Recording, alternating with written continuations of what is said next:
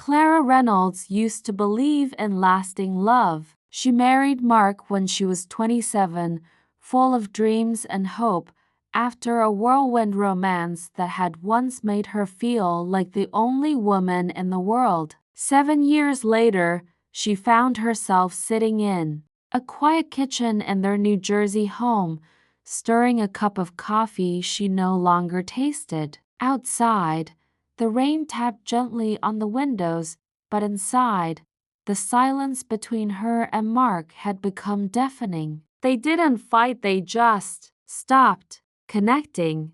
Mark buried himself in work, always too busy, always tired, always distracted. Even when he was home, he was never really with her. He would scroll on his phone, eat dinner in silence, then retreat into his office or fall asleep early. The warmth, the smiles, the little touches, they were all gone. Clara didn't remember the last time he had kissed her forehead, let alone told her she was beautiful. She tried to be patient, thinking it was just a phase, that all marriages had ups and downs. But deep down, she felt invisible, like a ghost, in her own life. Then came Ethan.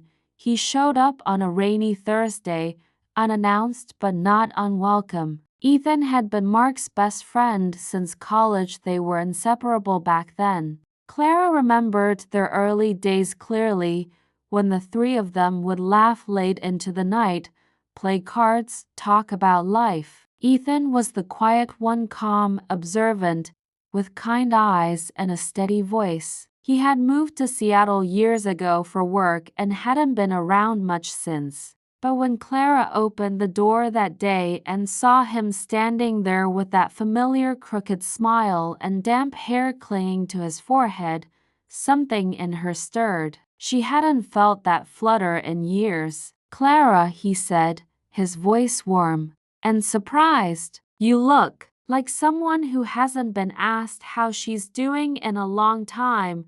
She stood there, stunned, not because of the words, but because they were true. Someone had finally noticed. Not the outfit she wore, not the tired lines under her eyes, but her. Mark was supposed to meet Ethan for dinner that night, but no surprise, he canceled last minute with a short text. So Clara and Ethan sat in the living room instead, drinking wine, catching up. At first, it felt innocent. Two old friends reconnecting, but there was something different in the way Ethan listened to her. He looked her in the eyes when she spoke. He laughed at her jokes, even the small ones. When she talked about her photography hobby, long forgotten under piles of laundry and routine, he asked to see her work. "You always had a way of seeing beauty in ordinary things," he said. No one had said something like that to her in years. The more they talked, the more Clara felt herself breathe. Not in the shallow, day-to-day way she had become used to, but deeply, fully, like her heart was stretching out of the shell it had been trapped in for too long. She didn't flirt, neither did he, but there was something undeniable in the quiet space between their words. Something romantic in the way he remembered things about her, her favorite song from college, her favorite way to make coffee, the way she used to hum when she thought no one was listening. That night, after Ethan left and the house fell silent again, Clara sat on the edge of her bed while Mark snored softly beside her. She stared at the ceiling, her heart confused. Nothing had happened. Not really, but something had changed. And even though she hadn't planned it, something in her had started to wake up, something that longed to be seen, to be loved, to be felt again. The days that followed Ethan's return felt like warm light filtering through cracks Clara hadn't even noticed in her life. What started as friendly catch-ups quickly turned into quiet evenings where time slowed down. Mark, always distracted or away, didn't notice or seem to care that Ethan lingered more often, sometimes staying for coffee, sometimes helping Clara carry groceries, sometimes just sitting on the porch beside her as the sun dipped low behind the trees. It all felt natural, but beneath the surface, something deep and unspoken began to grow between them. Ethan had a calm way about him, the kind that made Clara feel safe and seen. He listened when she talked, really listened, not like Mark, who gave distracted nods while replying to work emails. Ethan remembered small things. He brought her lemon muffins from a bakery she'd once mentioned loving in college. He complimented the photos on her living room wall ones Mark had never even noticed. And when Clara laughed, really laughed, Ethan looked at her like she just pulled color back into the world. It wasn't physical, at least not yet, but the emotional connection was undeniable. Their conversations grew longer, their silences more comfortable. They started sharing memories, hopes, regrets. Clara found herself talking about the way she used to dream of opening her own little photography studio, something she'd never dared bring up to Mark after the first time he called it a hobby, not a business. Ethan's eyes softened. "You should have done it," he said. "You still can." One evening, after dinner, Ethan brought over an old photo from college, one of the three of them at a music festival, laughing in the golden hour. Clara stared at the picture, her heart aching. Her eyes looked brighter in it, her smile more real. She didn't recognize the woman she had become since. "That girl," she whispered, holding the photo, "she used to believe in love that never faded." Ethan looked at her gently. "Maybe she still can. Maybe she just needs someone who reminds her of who she is." That was the moment something inside her cracked open. Not because Ethan said the perfect thing, but because for the first time in so long, someone made her feel worthy of being loved again. Right then, her phone buzzed. It was Mark. Another short, thoughtless message. "Working late. Don't wait up." Clara stared at the screen, then turned it face down without replying. She looked at Ethan, her voice soft. "Do you want to go for a walk?" He hesitated for a second but nodded. "Yeah, I'd like that." They walked through the quiet neighborhood streets under the soft hum of streetlights, the night cool but not cold. Clara talked about her childhood, her fears, how she sometimes cried in the shower just to let it out without anyone noticing. Ethan didn't flinch. He simply said, "You don't deserve to feel alone, Clara." She looked at him, the words catching in her throat. It wasn't about cheating, not in that moment. It was about two people connecting deeply and honestly, in a way that hadn't happened in her marriage for years. When their hands brushed, neither of them pulled away right away, but neither of them crossed that invisible line either. Not yet. They stood outside her front door for a long moment, the air thick with feeling. "Thanks for tonight," she said, voice barely a whisper. Ethan nodded. "Any time."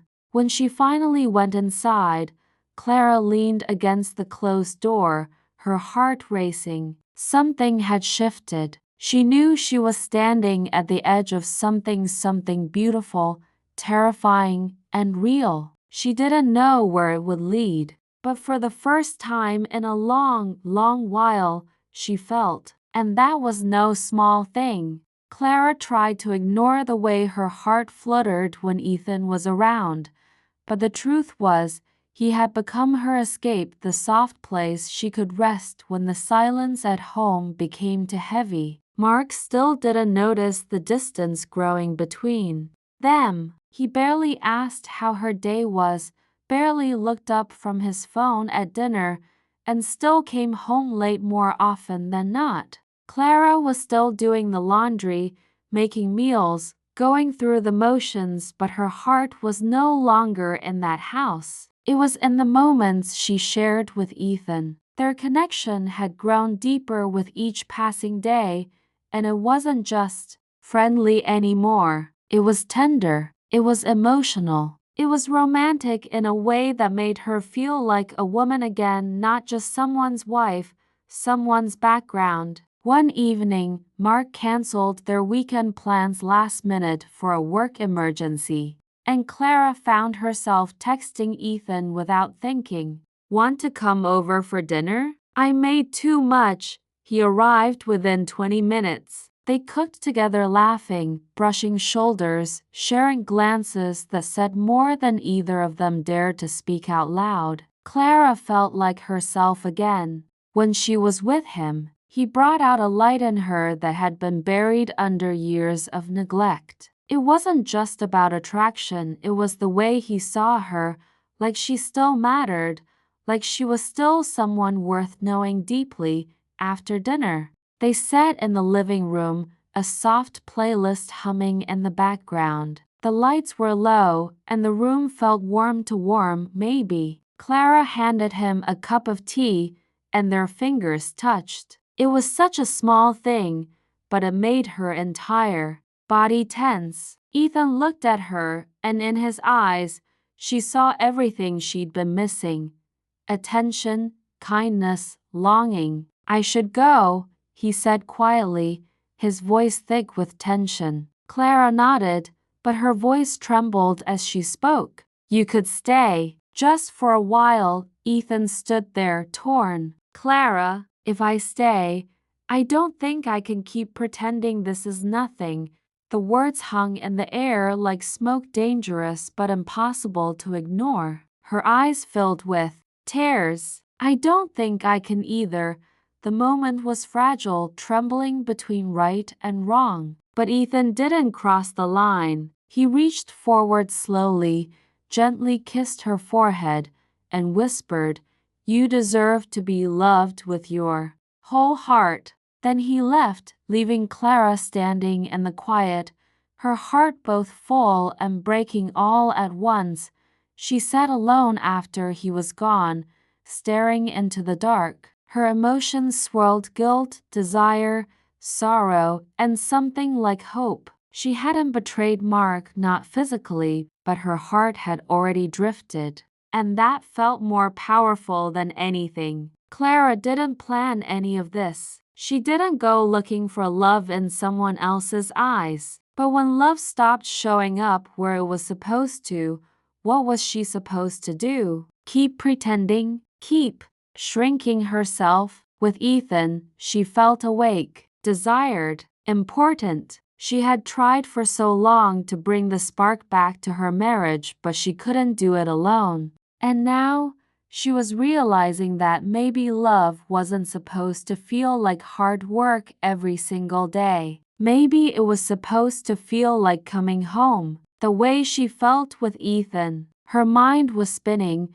but one thing was clear: she could no longer live in the empty space Mark left behind. Whether or not she was ready to admit it, something had changed, something real, and there was no going back. The next morning, Clara woke up before the sun, lying next to a man who hadn't touched her in weeks. Mark's back was turned, his breathing steady, as if they were strangers sharing a bed. But Clara wasn't angry anymore. She was tired of begging for attention, of living in a quiet house filled with everything except love. As she moved through her morning routine, her mind was clear for the first time in a long time. She had spent years trying to be the perfect wife, hoping Mark would notice her again, would choose her again. But last night, when Ethan kissed her forehead instead of her lips, when he walked away even though she wanted him to stay, Clara realized something powerful. Real love doesn't rush. It doesn't force. It waits, it respects, and it sees you even when you feel invisible. And that kind of love was not what she was getting from the man she'd once believed in over breakfast. Clara sat across from Mark, who was already on his second cup of coffee and halfway through his inbox. She watched him for a long time, then finally asked, Do you even see me anymore? He didn't look up. What kind of question is that? He muttered, but she didn't let it go this time. It's the kind of question someone asks when they feel alone in their own marriage. He sighed, frustrated, finally meeting her eyes. Clara, I've been working my butt off for us. I'm sorry if I don't have the energy to read your mind every day. She stared at him, pain and calm mixing in her chest. I'm not asking you to read my mind. I'm asking you to love me and to notice when I'm breaking.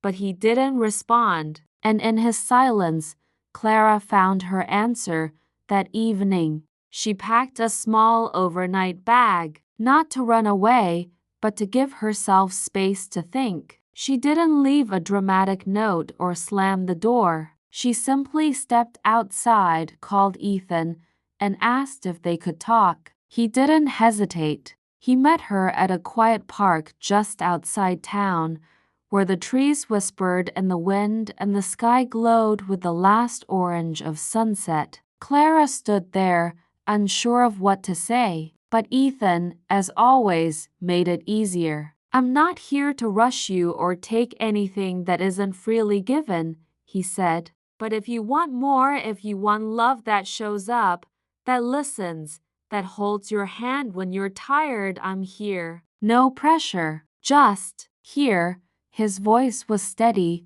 but his eyes showed everything: hope, care, restraint. And that's what undid her. Clara stepped closer, her heart heavy but honest. I never planned this, Ethan. I didn't mean to fall for you. But the way you make me feel, I haven't felt that in years. He didn't touch her. He waited, and when she finally reached for his hand, it wasn't about passion or revenge. It was about truth. It was about choosing to stop pretending she was okay when she wasn't. As their fingers intertwined, Clara felt something ease inside her. She didn't know what the future would hold. There were still hard conversations ahead, still wounds to face. But for the first time in a long time, she wasn't afraid. She was choosing herself. And maybe, just maybe, choosing love that chose her back. That night, as they sat on a bench under the stars, no words were needed. In the quiet, in the closeness, Clara felt something beautiful. Peace. Not because everything was fixed, but because she had finally stopped settling for less than she deserved. And that, in itself, was the beginning of something real, something worth waiting for, something that echoed in her heart.